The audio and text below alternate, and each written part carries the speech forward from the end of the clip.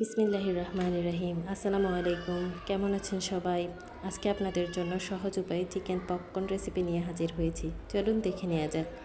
আমাদের লাগবে মরিচ গুঁড়া, তারপরে চিকেন ফ্রাই মশলা, এলাচ গুঁড়া, চিনি, বিট লবণ এবং পরিমাণ মতো লবণ। তারপর আমি নিয়ে নিচ্ছি টক দই, আমি নিয়ে নেব আদা রসুন বাটা এবং টমেটো সস। তারপর আমাদের লাগবে একটা ডিম।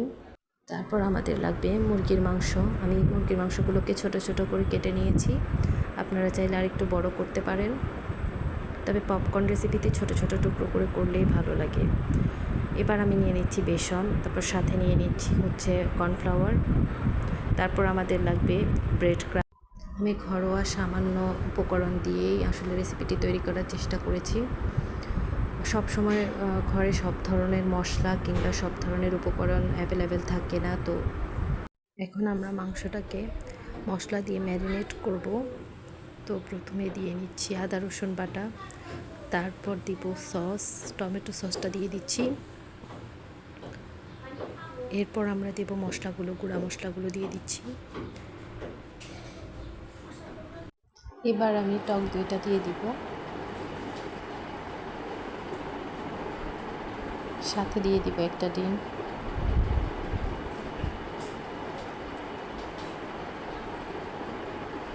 এরপর আমাদের মিশ্রণটা ভালোভাবে মিক্স করে নিতে হবে। আমি সাথে বেসন আর কর্নফ্লাওয়ারটাও দিয়ে দিয়েছি এবং ভালো করে চামচ দিয়ে কিংবা হাত দিয়ে ভালো করে মিশিয়ে নিতে হবে। এবার ম্যারিনেট করা মাংসগুলোকে একটি প্লাস্টিক র্যাপার দিয়ে আধা ঘন্টার জন্য রেস্টে রেখে দিব, যাতে করে মশলাগুলো ভালোভাবে মাংসে ঢুকতে পারে।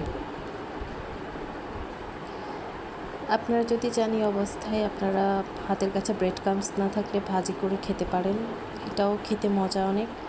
তাছাড়া যদি আপনারা চান ফ্রোজেন করবেন কিংবা ব্রেড ক্রাম্বসে গড়িয়ে খাবেন, সেটাও করতে পারেন। তো আমি আধা ঘন্টা পরেই তো চলে এসেছি। এবার ম্যারিনেট করা মাংসগুলোকে ব্রেড ক্রাম্বসে গড়িয়ে নেব।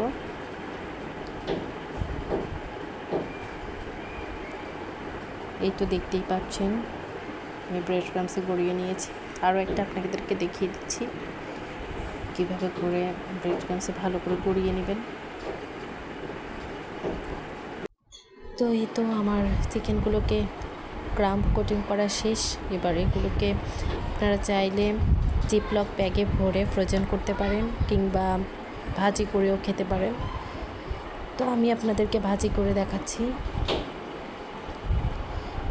আমি চুলাতে একটা হাঁড়ি বসিয়ে দিয়েছি, দিয়ে দিব পরিমাণ মতো তেল একটু বেশি পরিমাণেই দিতে হবে, যাতে করে পপকর্নগুলো তেলের মধ্যে ডুবে থাকে। তো এই তো আমার তেল গরম হয়ে গিয়েছে। এখন আমি তেলের মধ্যে চিকেনগুলোকে দিয়ে দিব।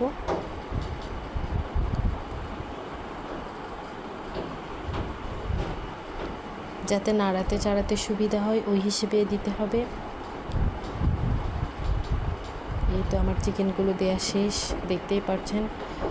আপনারা এক পাশ হলে তারপরে উল্টিয়ে দিবেন এগুলোকে।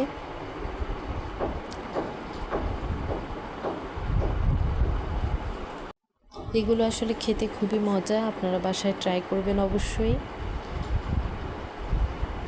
ছোট বাচ্চাদের টিফিনে কিংবা বিকেলের নাস্তায় এগুলো খুব সহজেই বানিয়ে নিতে পারেন। ক্রিস্পি চিকেন পপকর্ন রেসিপি ভালো লাগলে ফ্যামিলি অ্যান্ড ফ্রেন্ডসের সাথে শেয়ার করবেন।